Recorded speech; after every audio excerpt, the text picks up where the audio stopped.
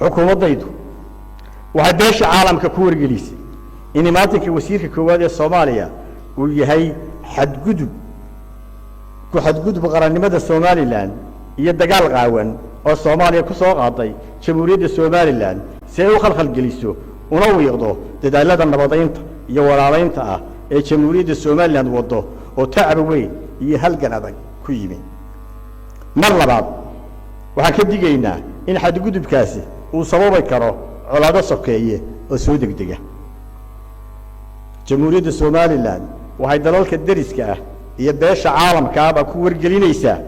إن يسي ولا يسو دلالة النبضين تا ولا علينتا درس وناجة هصيا شيء حسوسين إياه إن الصومالي لان أود بحضور الله ده هاي إن يقدر الركستا إسكت دفاعه من دماغ قرنك هي الديمقراطية ضدلك مدن قدومي مدن ياشا شرفت له أنه كدولية أراكتنا سياسة الحكومة يقولهم بلوغا الحكومة قاعدة بقولك مع الماضي هوري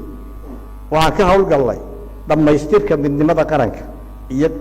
يقيم كالديمقراطية ده أو بحاضرها سياسة ضيدة أوده يسمع دوناك جمهورية الصومالي لان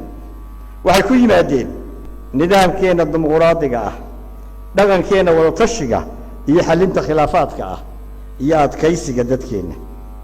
وحانو قادة تلاوين مهمة وانو كحوشينينو واريتان كحسلوني ده يوضا اللهان شيئها دولة نمده وحانو أساسنا هيد قرن أو قارن نبضة يسوع دوين تمواطنين تجمهورية الصومالي الآن أوضاع دعامات سيدو كلا سريان أي الله كلا قرا وحنا الشقة كبلونا غيبها بالشدة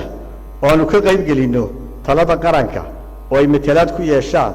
سعنو وصلنا علينا كالسوني دي مواد كوكو قبي دولة ديس وحنا كل ما لا يرانا دمان غيبها بالشدة كمديين قوياشا قرنك علماء مدحضة دغاك قناعستة أقوياهن كوسوكو جيرا رق دمربا warbaahinta iyo halabuurka iyo suugaanleyda si aan u dhageysano aragtidooda iyo taladooda ay ku darsanayaan qarankooda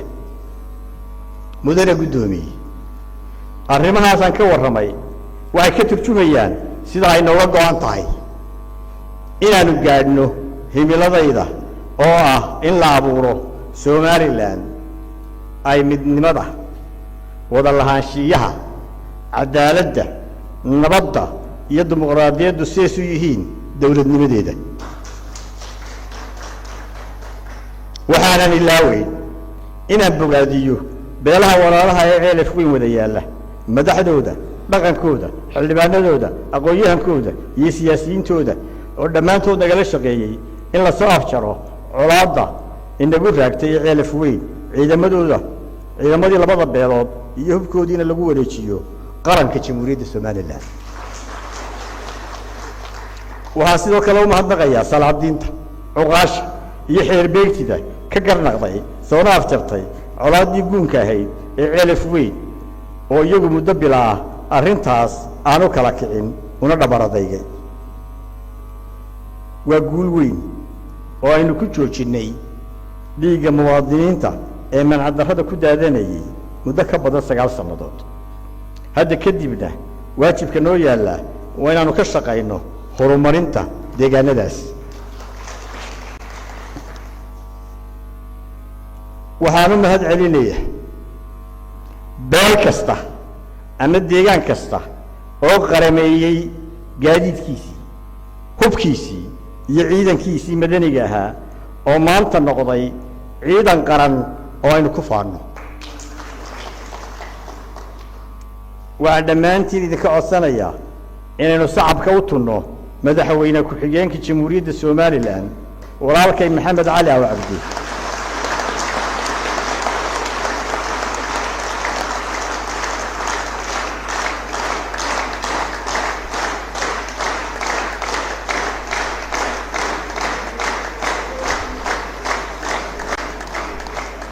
iyo wafdigiisii isugu jiray wasiirada xildhibaanada madax dhaqameedka taliyayaasha ciidan iyo haldoor kale oo arrintaas tacab waqti iyo dadaal qarnimada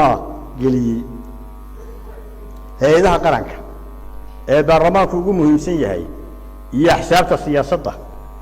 waxaan ka codsanayaa inaynu iskaashi wada shaqayn wada tashi ku gaadhno danta guud ee qarankeenna iyo dhismaha mustaqbalka wanaagsan ee ubadkeenna muwaadiniinta waxaan ugu bishaaraynayaa guulaha la taaban karo ee aynu gaadhnay muddadii koobnayd ay yihiin bilow waqti iyo shaqadii miisaanka lahaana way inoo hadhsan yihiin